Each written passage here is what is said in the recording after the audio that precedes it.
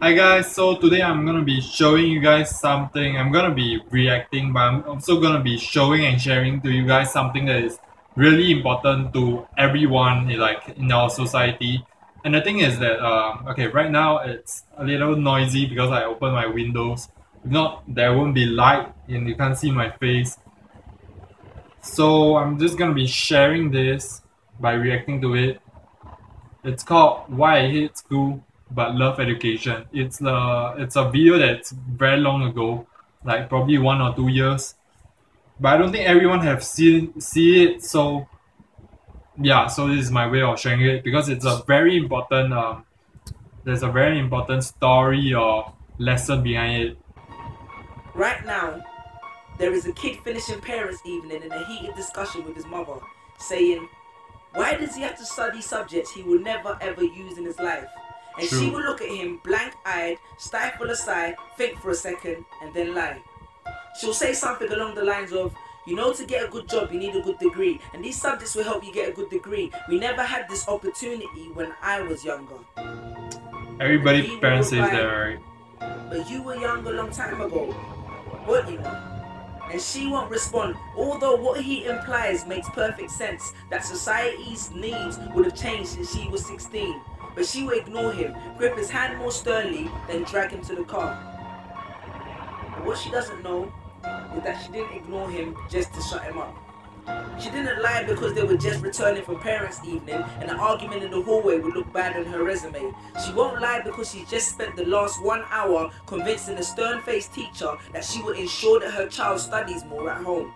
No, she will lie simply because she does not know any better herself. Although her whole adult life she has never used or applied Pythagoras' theorem, pathetic fallacy, and still does not know the value of x, she will rely on society to tell her X. that her child, who has one of the sharpest minds in the school, is hyperactive, unfocused, easily distracted, and wayward. Students, Do you feel how it? many equations, subjects, and dates did you memorize just before an exam never to use again? How many A How grades many? did you Zero. get which were never asked for when you applied for a job? How many Exactly. times have you remembered something 5 minutes just after the teacher said stop writing, only to receive your results 1 month later to realize that you were only 1 mark short of the top grade? Does that mean remembering 5 minutes earlier would have made you more qualified for a particular job? Well, on an application form it would have. We all have different abilities, thought processes, experiences, and genes. So why is a class full of individuals tested by the same means? So that means Sherelle thinks she's dumb because she couldn't do a couple of sums. And if this issue is not addressed The properly, rhyme it is then great, becomes a self-fulfilling but I prophecy. love it because Then of the every meaning. school has the audacity to have a policy on equality. The Huh. irony. Irony. Exams are society's methods of telling you what you're worth.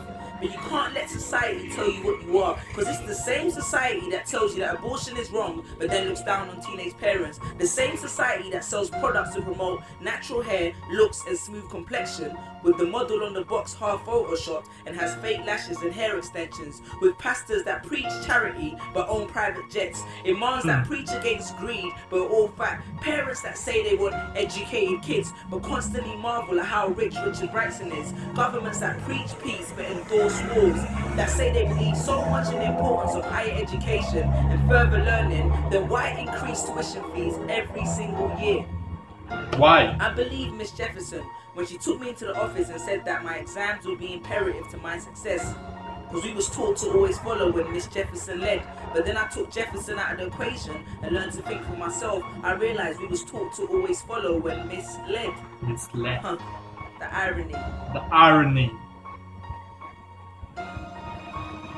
Test us with tests, but the finals are never final, because they never prepare us for the biggest test, which is survival. And what I suggest True. is fairly outlandish, so I do not expect everyone to understand this, except for the kids who knows what it feels like to be worth no more than that D or that A that you get on results day, and the ones whose best stories were never good enough for the English teacher, because apparently you missed out key literal techniques, did not follow the class plan, and the language was too informal for him to understand. But then he referenced Hamlet and Macbeth, and you'd fight the the urge to express your contempt by partially clenching your fist with only your medius finger left protruding in the middle of your hand, and then asks if he was aware that Shakespeare was known as the innovator of slang, or the kid at the back of the class who thinks, why am I studying something that doesn't fuel my drive? But then when confronted with a maths problem, his eyes come alive. So this one is for my generation, the ones who found what they were looking for on Google, the ones who followed their dreams on Twitter, pictured their future on Instagram, accepted destiny on Facebook. This one's for my failures and my dropouts, for my unemployed graduates, my shop assistants, cleaners and cashiers with bigger dreams,